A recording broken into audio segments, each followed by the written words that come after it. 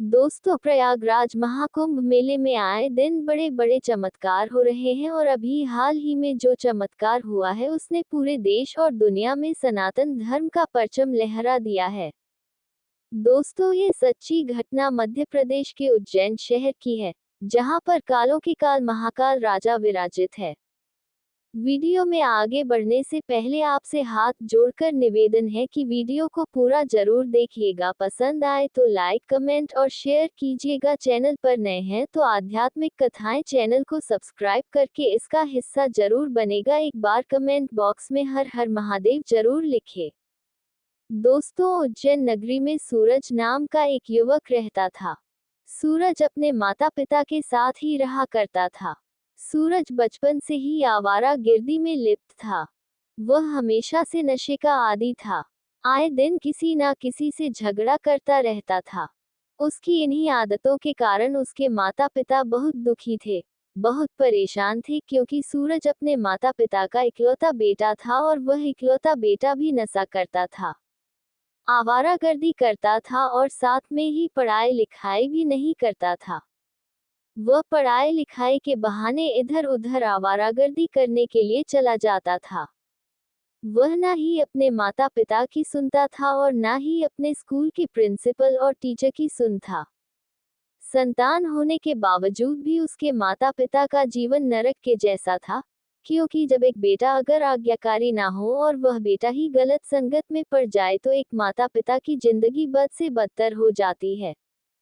सूरज के माता पिता मजदूरी करके अपना घर चलाया करते थे। सूरज की मां सिलाई का कार्य करती थी और सूरज के पिता फैक्ट्री में मजदूरी का कार्य किया करते थे और इसी से वह अपना घर खर्च चलाते थे और उनके बेटे की पढ़ाई की फीस भरा करते थे। लेकिन उनका बेटा सूरज, वह बिल्कुल भी अपने माता पिता की मेहनत की कद्र नहीं करता था। उसके माता पिता हमेशा सोचते रहते थे कि काश कोई ऐसा तरीका मिल जाए जिससे सूरज सही लाइन पर आ जाए, सूरज सुधर जाए। तभी सूरज के एक रिश्तेदार ने सूरज के माता पिता को कहा कि क्यों ना इसकी शादी करवा दो। अगर इसकी शादी हो जाएगी तो ये खुद व खुद लाइन पर आ जाएगा। लेकिन सूरज के माता पिता सोचते थे कि अगर हम इनकी शादी कहीं करवा भी देते हैं तो ये हमारे साथ साथ बेचारी उस बेटी की भी जिंदगी खराब कर देगा, उसको भी पीटेगा।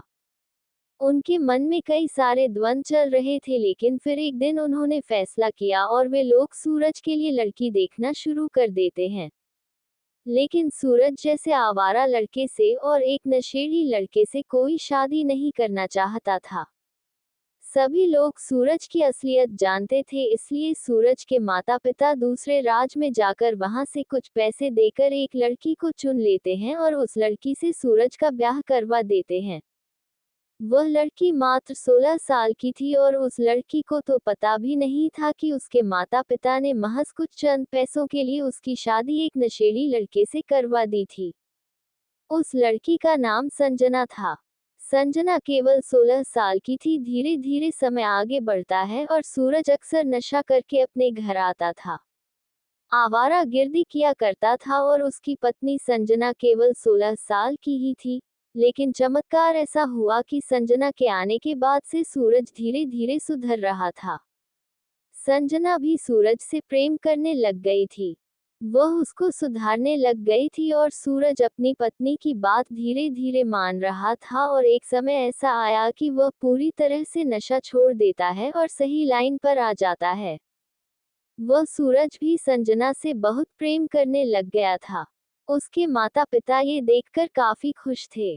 उसके माता पिता ने इतनी कोशिश करी थी, लेकिन कभी भी वह सुधरा नहीं था। लेकिन जैसे ही उसकी शादी संजना से हुई, उनका बेटा तुरंत लाइन पर आ गया था। लेकिन संघर्ष यहीं पर खत्म नहीं होने वाला था। इसके बाद उनके जीवन में बहुत बड़ा तूफान आने वाला था। एक दिन जब सुबह सुबह अपनी नींद से उठा तो उसके सामने उसकी पत्नी खड़ी थी। उसके चेहरे की मुस्कान आज अलग ही थी। जब संजना ने अपनी पत्नी से पूछा, आखिर क्या हुआ, आज तुम इतनी खुश क्यों हो? तभी संजना सूरज को बोलती है कि मैं माँ बनने वाली हूँ और तुम पिता बनने वाले हो। ये सुनकर सूरज बहुत खुश हो जाता है और वह अपनी पत्नी संजना को गले लगा लेता है। दोनों बहुत खुश थे और यही खुशखबर वह अपने माता पिता को भी बताते हैं और सूरज के माता पिता भी यह खबर सुनकर बहुत ज्यादा खुश थे। सूरज जब शाम को वापस लौटता है तो संजना को कहता है कि चलो आज सावन का सोमवार है, क्यों ना हम इतनी बड़ी खुशखबरी मिली है तो बाबा महाकाल का आशीर्वाद लेकर आते हैं। हम महाकालेश्वर मंदिर जाते हैं, लेकिन उसके माता पिता कहते हैं कि आज सोमवार का दिन है और श्रावण का भी महीना है तो मंदिर में भीड़ भी बहुत होगी, तो तुम आज मत जाओ। लेकिन सूरज हमेशा से ही जिद्दी था। उसने अपने माता पिता की नहीं सुनी और कहने लगा कि आप चिंता मत करो, मैं संजना को अच्छे से ले जाऊंगा और अच्छे से लेकर भी आऊंगा। तो वे बाबा महाकाल के मंदिर जाते हैं, लेकिन आज वहां पर खूब भीड़ थी। वह मंदिर की लाइन में लगते हैं और धीरे धीरे आगे बढ़ते रहते हैं, लेकिन अचानक से मंदिर में पीछे की ओर से भगदड़ मच जाती है, जिसके चलते सूरज संजना को बोलता है कि कुछ भी हो जाए मेरा हाथ मत छोड़ना। लेकिन भीड़ बहुत ज्यादा थी, जिसके चलते सूरज और संजना दोनों का हाथ अलग हो जाता है और दोनों एक दूसरे से अलग हो जाते हैं। संजना बहुत देर तक सूरज को ढूंढती है, लेकिन सूरज उस भीड़ में कहीं नहीं मिलता है। करीब 2 घंटे हो चुके थे, धीरे धीरे भीड़ कम भी हो रही थी, लेकिन सूरज मिल ही नहीं रहा था। वह पूरे मंदिर को छान लेती है, लेकिन सूरज कहीं नहीं मिलता है, जिसके बाद संजना वापस अपने घर लौट जाती है। वहां पर देखती है कि कहीं उसका पति आया तो नहीं, लेकिन वहां भी सूरज नहीं आया था। संजना थाने में जाकर रिपोर्ट भी लिखवाती है। पुलिस वाले भी ढूंढते हैं, लेकिन पुलिस वालों को भी कोई खबर पता नहीं चलती है। कुछ दिन बीत जाते हैं, फिर भी संजना अपने पति सूरज को ढूंढ ही नहीं पाती है। संजना बहुत ज्यादा उदास थी और बहुत रो रही थी। उसने अपने पति को खो दिया था और कई घंटों से और कई दिनों से वह मिल नहीं रहा था। उसके माता पिता भी अपने बच्चे को ढूंढ ढूंढ कर बहुत परेशान हो चुके थे, लेकिन पुलिस वाले कह रहे थे कि हमने आपके बेटे को खूब ढूंढा, लेकिन आपका बेटा मिल नहीं रहा है। हो सकता है तुम्हारा बेटा किसी दूसरे शहर चला गया हो, लेकिन आखिर सूरज किसी दूसरे शहर जाएगा। पुलिस वालों ने कहा कि हम आपके बेटे को और ढूंढ रहे हैं, आप चिंता मत करें। अगर सूरज से मिलना होगा तो वो मिल जाएगा। लेकिन दिन पर दिन बीतते गए, लेकिन सूरज का कोई पता नहीं चला। संजना गर्भवती थी। अक्सर वह अपने पति को याद करते करते रोती थी, लेकिन डॉक्टर ने भी उसको तनाव लेने से मना किया था। लेकिन बेचारी क्या करती, समय बीतता जा रहा था, लेकिन सूरज का कोई पता नहीं चल रहा था। आखिर सूरज गया तो गया कहाँ होगा? महाकाल मंदिर से उस भगदड़ में आखिर ऐसा क्या हुआ होगा कि सूरज मिल ही नहीं रहा था। करीब 9 महीने हो चुके थे, लेकिन सूरज का पता नहीं चला और उधर सूरज की डिलीवरी डेट आ चुकी थी और वह आज भी अपने पति का रास्ता देख रही थी, लेकिन उसके पति की कोई खबर उसे नहीं मिली।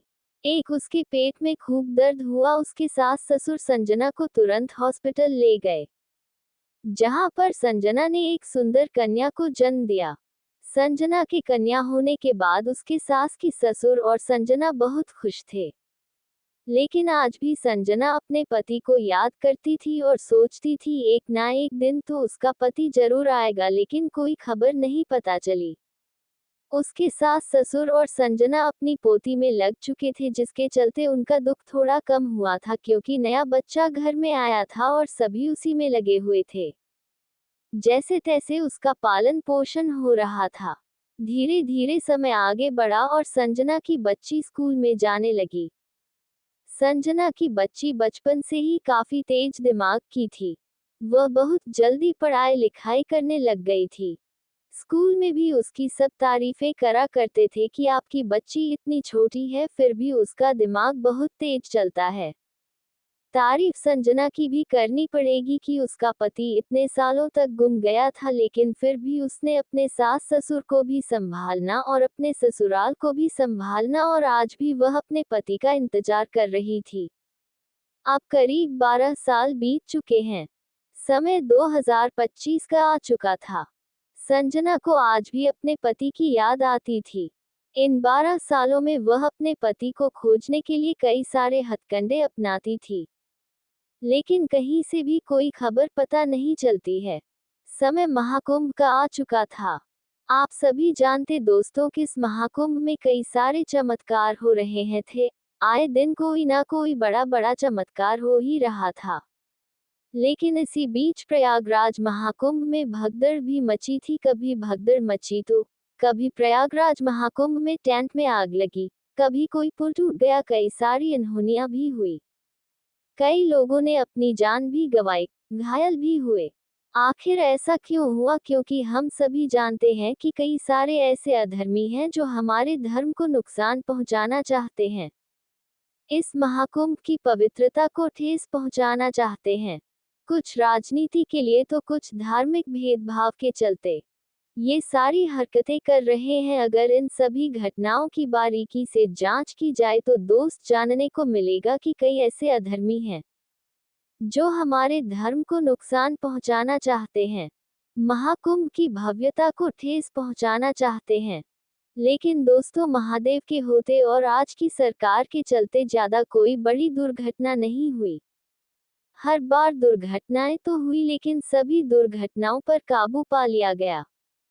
लेकिन बात दोस्त अब इस बड़े चमत्कार की घटना की ओर बढ़ते हैं। दोस्तों, इधर महाकुंभ का समय आ चुका है। संजना के साथ ससुर संजना से कहते हैं कि बेटा चलो प्रयागराज चलते हैं।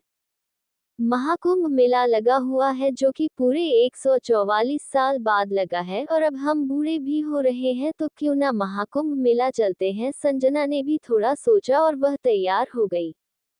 संजना अपनी 12 साल की बेटी और अपने सास ससुर के साथ प्रयागराज महाकुंभ मेले में जाने की तैयारी कर रही थी।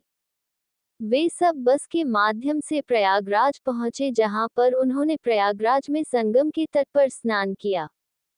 स्नान करने के बाद वे प्राचीन नाग वासुकी मंदिर दर्शन करने के लिए पहुंचे। यहाँ पर बहुत भीड़ थी, लेकिन जैसे जैसे उन्होंने दर्शन किए उसके बाद उन्होंने लेटे हुए हनुमान जी के दर्शन किए और अन्य मंदिरों के भी दर्शन किए।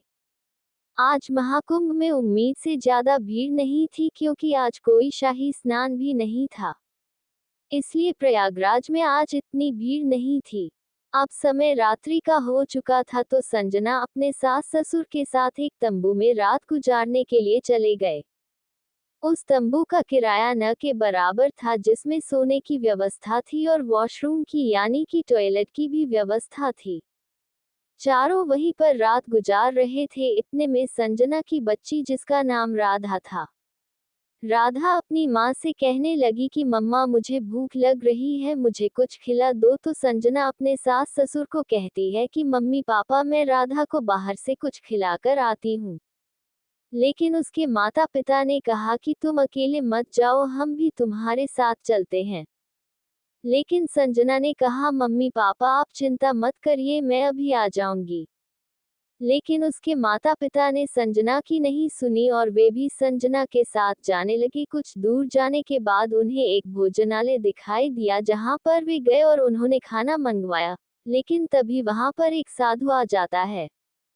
वह साधु संजना से और उसके सास ससुर से भिक्षा मांगने लगता है। कहता है मुझे भिक्षा दीजिए और कहता है मुझे बहुत भूख लग रही है, मुझे खाना खिला दीजिए। तो संजना के सास ससुर कहते हैं ठीक है, तुम्हारे लिए भी हम खाना मंगवा देते हैं, और उस भोजनालय वाले को कह देते हैं कि इन बाबा जी के लिए भी भोजन लगा दीजिए। तो वह बाबा वहीं पर नीचे बैठ जाता है, जिसके बाद सभी लोग वहां पर भोजन करते हैं। लेकिन इतने में ही वह बाबा अपनी जगह से उठता है और संजना की बेटी राधा को अपने हाथों में उठाकर भागने लग जाता है, जिसे देखकर संजना चौंक जाती है और अपने सास ससुर को कहती है कि मम्मी पापा, वह साधु राधा को लेकर जा रहा है। तो सभी लोग वह साधु का पीछा करते हैं। इतने में वह साधु एक तंबू में घुस जाते हैं, और जब संजना और उसके साथ ससुर तंबू में पहुंचते हैं तो देखते हैं कि वह साधु राधा के साथ खेल रहा था। तभी संजना उस बच्ची को अपने पास ले लेती है और उन साधु को कहती है कि यह क्या हरकत है, तुम मेरी बच्ची को कहाँ ले जा रहे थे। तभी इतने में उसके माता पिता की नजर उस साधु के हाथ पर पड़ती है। उस साधु के हाथ पर महाकाल लिखा हुआ था और वैसा ही महाकाल का टैटू सूरज के हाथों पर भी था। उसके माता पिता ने जैसे ही यह चीज देखी वे चौंक गए। वे संजना को कहने लगे कि इन साधु का हाथ देखो, और जब संजना ने भी उस साधु का हाथ देखा तो वह भी चौंक गई। वह कहने लगी उस साधु को कि तुम सूरज हो, तो साधु वहां पर बैठा बैठा खूब रोने लगा और कहने लगा कि हाँ, मैं सूरज हूँ और यह मेरी बेटी है। जिसके बाद संजना समझ चुकी थी कि यह तो मेरा पति है। संजना अपने पति को देखकर बहुत भावुक हो चुकी थी। सूरज ने भी अपनी पत्नी और अपने माता पिता को पहचान लिया था। जिसके बाद पूरा परिवार अपने बेटे से मिलकर बहुत ज्यादा खुश हुआ। लेकिन सवाल यह आ रहा था कि आखिर सूरज इतने 12 सालों से कहाँ था और वह साधु बनकर क्यों रह रहा था, और आखिर वह उज्जैन से गायब कैसे हुआ। संजना ने सूरज से पूछा कि तुम वहां से कहाँ जा चुके थे। मैंने तुम्हें कई सालों तक ढूंढा लेकिन तुम मुझे वहां नहीं मिले। आखिर तुम कहाँ चले गए थे और आखिर तुम मुझे छोड़कर क्यों गए थे। तभी सूरज जो कहता है उसे सुनकर उसके माता पिता और पत्नी के पसीने छूट जाते हैं। सूरज कहता है कि जब भगदड़ मची थी तो मैं तुमको ढूंढते ढूंढते एक कोने में पहुंच गया था, जहां पर एक साधु बैठे हुए थे। मैंने उनसे तुम्हारे बारे में पूछा लेकिन उन्होंने मुझसे कहा कि यह लोग प्रसाद खा लो, तो मैंने उनकी दी हुई प्रसाद को मना नहीं करा और मैंने वह प्रसाद ले ली। लेकिन उस प्रसाद के लेने के तुरंत बाद मेरे साथ क्या हुआ मुझे पता नहीं चला। कुछ देर के बाद जब मुझे होश आया तो मैं उनकी हर बात मान रहा था।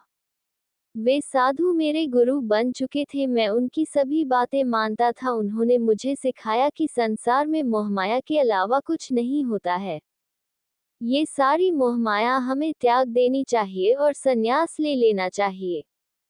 उस समय में पूरी तरह से उनके वश में था। मैं उन साधु महात्मा के साथ हरिद्वार आ गया था और उनके साथ ही रहने लगा था। करीब 10 सालों तक मैं उन्हीं के साथ रहा, उन्हीं के साथ लोगों से भीख मांगता और तपस्या करता और मैं उन्हीं के साथ रहता था। मुझे कई बार तुम्हारी याद भी आती थी लेकिन पता नहीं मुझे क्या हो गया था, मैं कभी भी तुमसे मिलना नहीं चाहता था। लेकिन करीब 2 साल पहले ही मेरे गुरु का देहांत हो गया था। उसके बाद मैं उन्हीं की जगह पर रहने लगा और अभी प्रयागराज महाकुंभ मेला लगा हुआ है तो मैं यहाँ पर तपस्या करने आया था और मैंने सुबह तुम्हें देखा। तुमको पहचान गया था। सुबह से मुझे कुछ न कुछ हो रहा था। मैं तुम्हें हर पल देख रहा था। तुम्हें स्नान करते हुए देखा, अपनी बेटी को देखा, अपने माता पिता को देखा। मैं चाहता था कि तुम्हारे पास आना लेकिन मैं मजबूर था कि मैं किस मुंह को लेकर तुम्हारे पास आऊं, इसलिए मैं तुमसे नहीं मिल रहा था। मैंने तुम्हें मंदिर में दर्शन करते हुए देखा। मैं हमेशा तुम्हारे ऊपर नजर बनाया हुआ था लेकिन मुझे अपनी बेटी से मिलना था। इसलिए मैंने वहां भोजनालय पर आकर इस बच्ची को उठा लिया और अपने साथ तंबू में लेकर आ गया और यहाँ पर तुम मुझे वापस मिल गए। इस वाक्य को सुनकर सभी के पसीने छूट गए, सभी फूट फूट कर रोने लगे। पूरे 12 सालों के बाद उनको उनका बेटा वापस मिल चुका था। संजना कहती कि ठीक है, अब जो हुआ सो हुआ, लेकिन अब तुम वापस से हमारे साथ चलो। लेकिन सूरज मना कर रहा था। सूरज कहने लगा कि मैंने अब संन्यास ले लिया है और मैं कभी भी वापस से अपने मोह माया वाले जीवन में नहीं आ सकता हूँ। ये सुनकर संजना खूब रोने लगी और सूरज को खूब मनाने लगी। लेकिन सूरज टस से मस नहीं हुआ। सूरज कहने लगा तुम चिंता मत करो, मैं अक्सर तुमसे मिलने आया करूंगा। खूब जिद करने पर भी सूरज नहीं माना। तभी संजना के सामने अपना 12 साल पहले बिछड़ा हुआ पति था जो कि उसकी बात नहीं मान रहा था। संजना को जो पीड़ा हो रही थी वह किसी को बयां नहीं कर पा रही थी। अपनी 12 साल की बेटी को देखकर भी सूरज नहीं पिघला। उसके सामने उसके माता पिता, उसकी बेटी रो रही थी। तभी संजना कहती है कि अगर तुम नहीं चले तो मैं अपने जीवन का त्याग कर दूंगी। इतने साल मैं अकेली रह गई हूँ। पूरे 12 साल तक इस बच्ची का पालन पोषण किया मैंने, तुम्हें क्या पता है कि यह 12 साल मेरे लिए कैसे गुजरे, और आज जब तुम मुझे वापस मिल गए हो तो तुम चल नहीं रहे हो। इसके बाद वहां खड़े कई सारे साधु महात्मा सूरज को समझाते हैं, तब जाकर सूरज वापस से अपनी पत्नी और अपने माता पिता के साथ उज्जैन चला जाता है। अपने पिता को पाकर राधा काफी खुश थी और संजना भी काफी खुश थी। पूरे 12 सालों के बाद उनको अपना बिछड़ा हुआ पति और बेटी को अपना बिछड़ा हुआ पिता मिला था। तो दोस्तों, महाकुंभ में आए दिन कई चमत्कारिक घटना हो रही है, और इस सच्ची घटना से आपको क्या सीख मिलती है, कमेंट में जरूर बताएगा। वीडियो अच्छी लगी हो तो वीडियो को लाइक शेयर, चैनल को सब्सक्राइब, आध्यात्मिक कथाएं चैनल को सब्सक्राइब कीजिएगा। वीडियो को अंत तक देखने के लिए धन्यवाद।